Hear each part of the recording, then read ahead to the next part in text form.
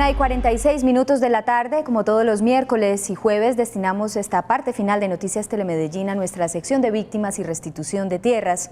Una sección auspiciada por la Fundación Forjando Futuros, la Unidad para la Atención y Reparación Integral a las Víctimas, la Secretaría de Gobierno y Derechos Humanos de Medellín y, por supuesto, Telemedellín. Como siempre, tenemos desde ya nuestras líneas tanto a nivel local como nacional abiertas para que ustedes puedan llamarnos, hacer sus preguntas y plantear sus casos.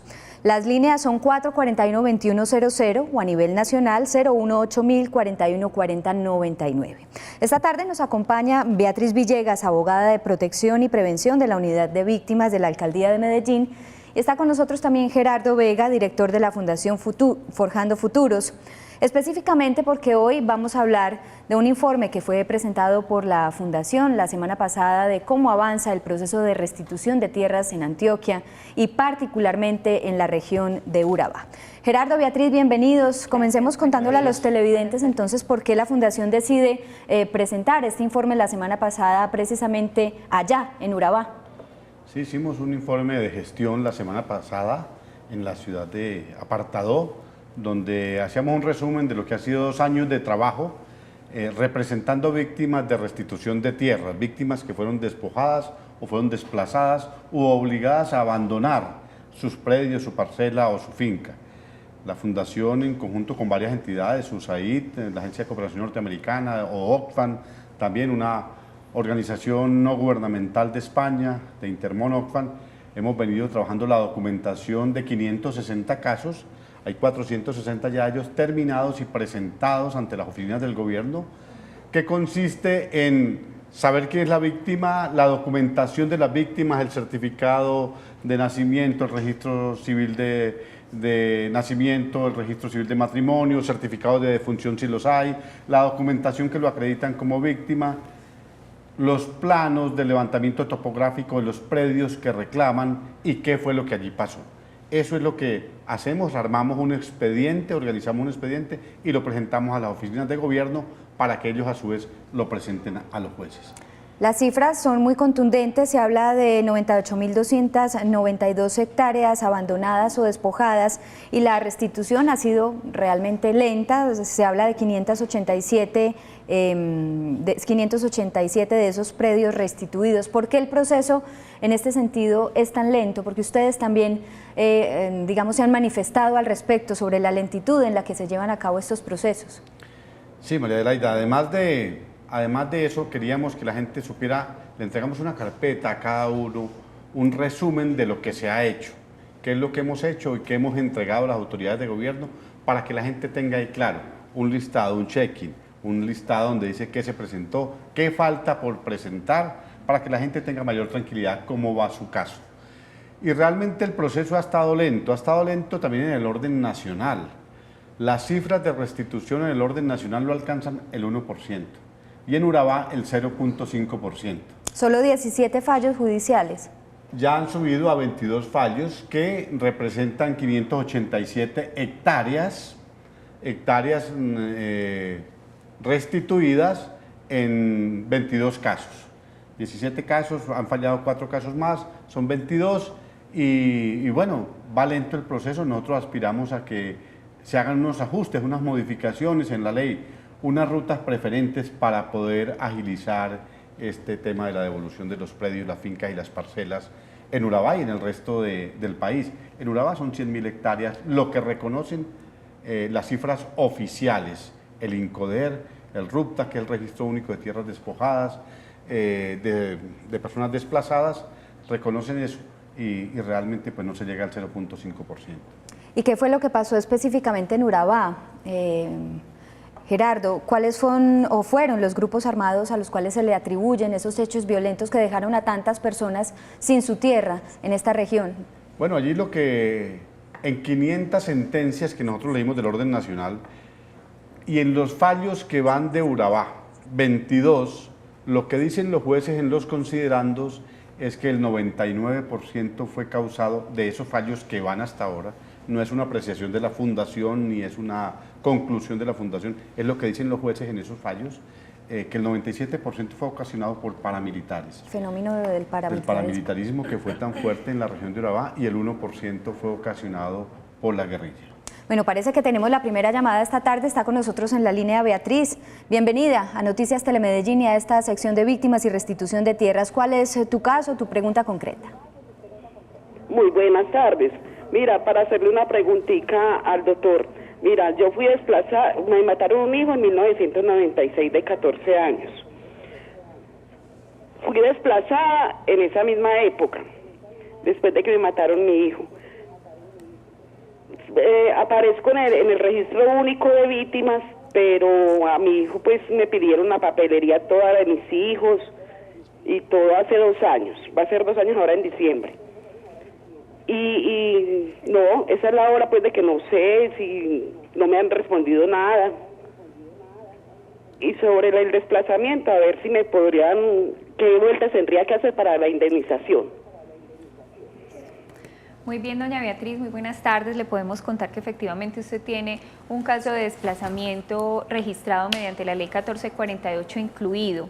Eso significa que usted ya está dentro de la ruta de atención a población desplazada y es necesario entonces que se acerque a un centro de atención a víctimas para que empiece a recibir toda la asesoría, sobre todo además lo que tiene que ver con la atención y las ayudas humanitarias.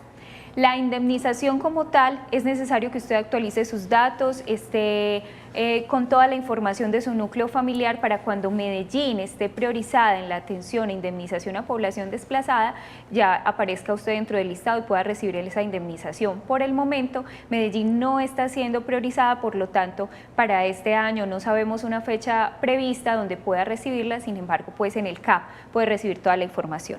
Con respecto al homicidio de su hijo en el año de 1996, efectivamente usted lo declaró a través del decreto 1290 y se encuentra con valoración no incluida.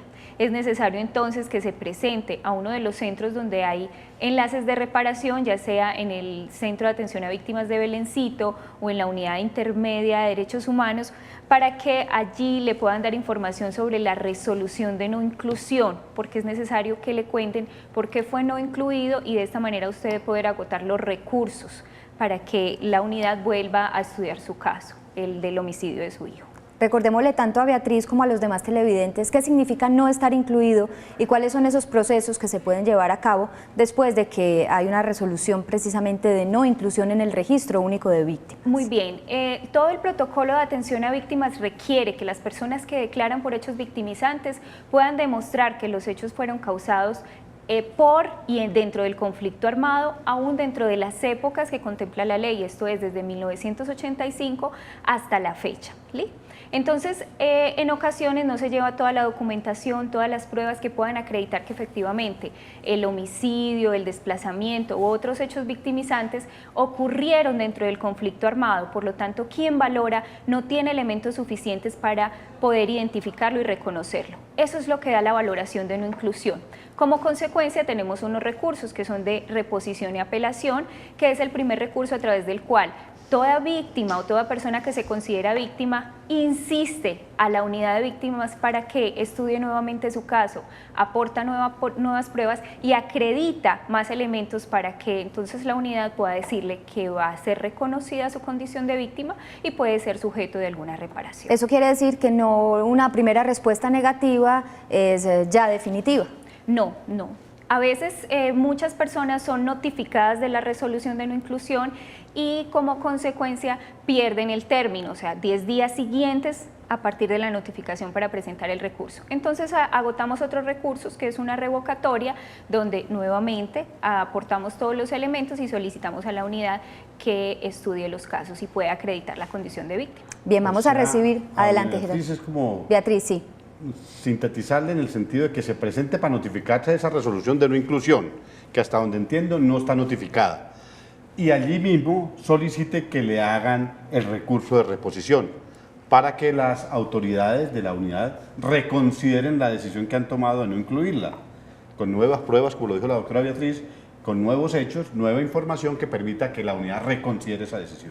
Vamos a escuchar el caso de Mary, que también está con nosotros esta tarde en Noticias Telemedellín en la línea. Adelante, Mary, con su pregunta concreta. ¿Cuál es su caso? buenas tardes. Buenas tardes. Adelante, Mary, la escuchamos. Sí, para preguntarle por la ayuda humanitaria que se me ha demorado mucho. ¿A qué tipo de ayuda humanitaria, si nos puede explicar un poquito más el caso, se refiere? ¿Cuál es su caso específicamente? Por desplazada, la ayuda humanitaria que le dan a uno cada 3 meses. Por desplazamiento. Doña Mary. Contémosle a los televidentes qué tipo de ayudas en estos casos de desplazamiento y por qué se está demorando, en este caso de Mary, la llegada de esa ayuda. Doña Mary, muy buenas tardes. No podríamos hablar de una demora. Realmente hay una concepción errada de que la ayuda humanitaria que ofrece la unidad de víctimas, esto es, un auxilio económico representado para alimentos y para hospedaje, la comunidad en general tiene una concepción de que deben recibirlo cada 3 meses. Realmente lo que hace la unidad de víctimas es entregarlo para un periodo de 3 meses. Agotados esos 90 días, las personas víctimas por desplazamiento que están incluidas en el Registro Único de Víctimas podrán acercarse a solicitar una nueva ayuda humanitaria, ¿cierto? Ya sea por alimentos o por hospedaje. Hay que tener en cuenta que las personas que ya han superado los 10 años de desplazados no están recibiendo sino la ayuda humanitaria por hospedaje, siempre y cuando no hayan recibido el auxilio de vivienda, ¿sí? ¿Por qué la mora? Porque hay catalogados los niveles de vulnerabilidad y los núcleos familiares.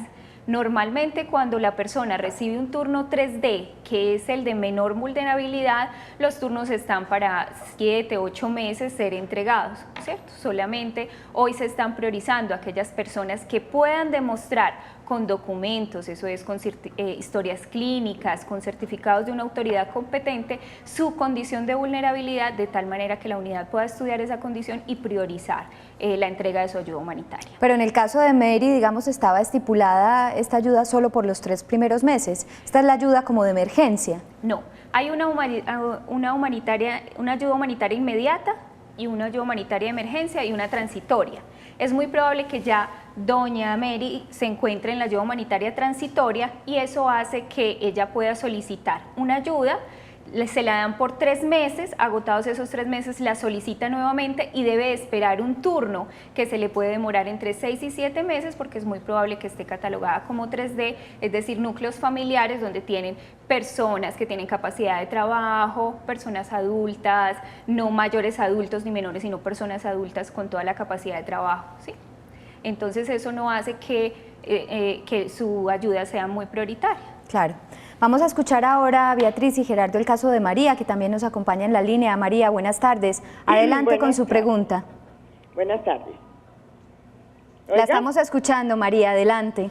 Buenas tardes. Veas, para averiguar que es que mi mamá hace más de 4 años hizo las vueltas para 2 hermanos míos que le mataron, Rosa Elvira Sepúlveda, y no le han contestado nada. ¿Qué será?